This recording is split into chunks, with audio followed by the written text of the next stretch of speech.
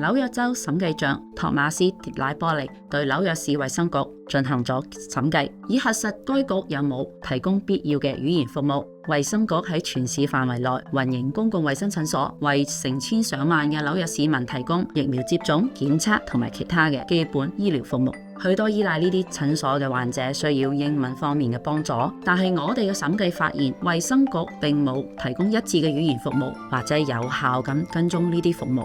根據法律嘅規定，語言協助必須免費同埋易於索取。審計建議衛生局加強電話、網絡同埋現場嘅語言服務。呢啲服務已經存在，並且應該免費同埋易於索取。點擊熒幕上嘅鏈接，了解更多嘅信息。